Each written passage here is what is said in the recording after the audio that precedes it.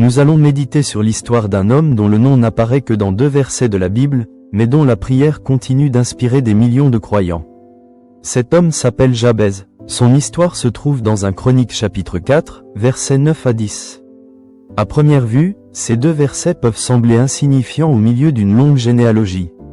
Pourtant, Dieu a voulu que cette courte histoire soit conservée dans sa parole, car elle contient des leçons profondes pour chacun de nous. Écoutons le texte. Jabez était plus considéré que ses frères. Sa mère lui donna le nom de Jabez, en disant « C'est parce que je l'ai enfanté avec douleur ».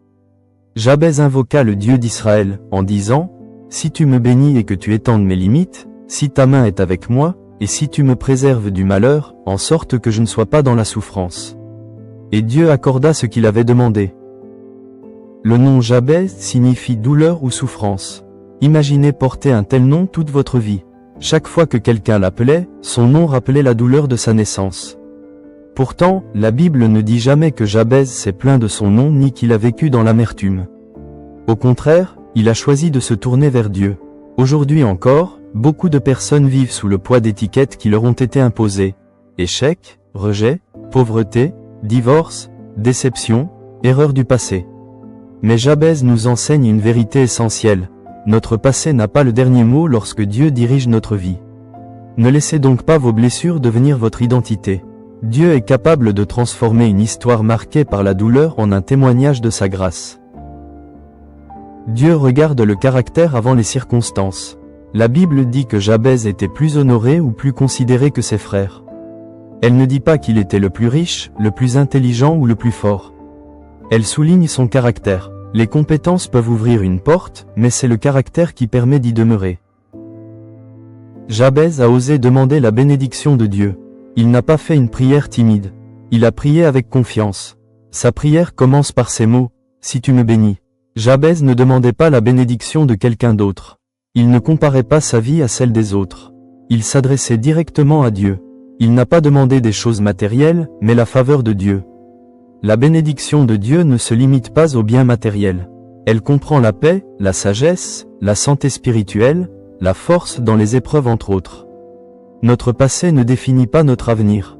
Jabez portait un nom de souffrance, mais il n'a pas vécu une vie de souffrance. Il a refusé de laisser son nom déterminer son destin. Ne craignons pas de demander à Dieu de nous bénir, afin que notre vie devienne une bénédiction pour les autres et glorifie son nom.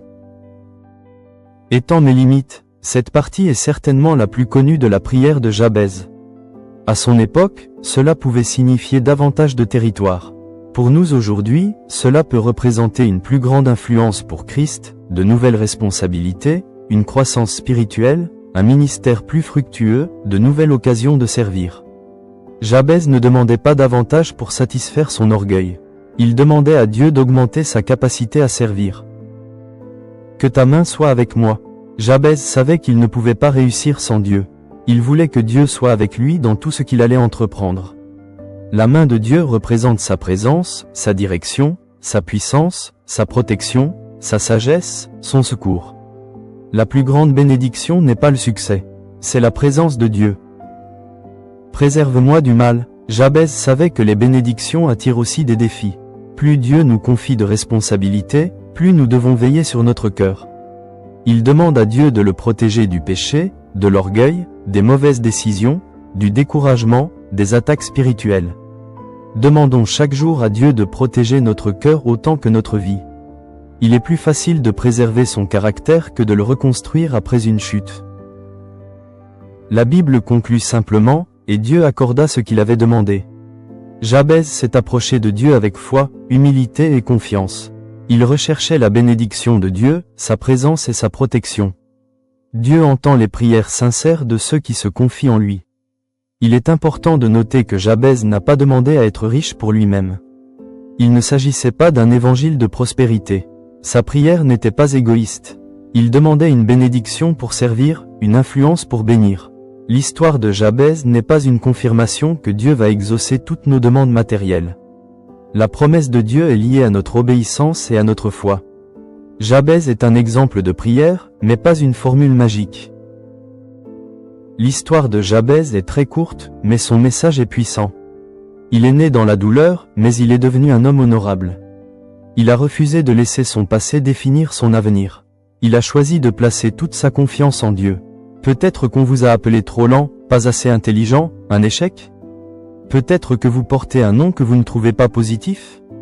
Peut-être que vous êtes dans une situation qui semble sans issue? Peut-être que vous vous sentez bloqué, limité, oublié?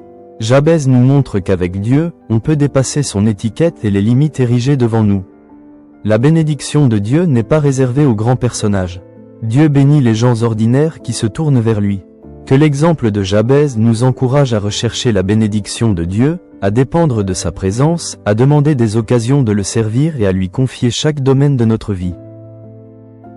Comme le dit l'Épître aux Éphésiens chapitre 3 les versets 20 et 21, « Or, à celui qui peut faire, par la puissance qui agit en nous, infiniment au-delà de tout ce que nous demandons ou pensons, à lui soit la gloire dans l'Église et en Jésus-Christ, dans toutes les générations, au siècle des siècles. Amen. » Que Dieu nous accorde, comme à Jabez, une foi qui ose prier, un cœur qui lui demeure fidèle et une vie qui glorifie son nom.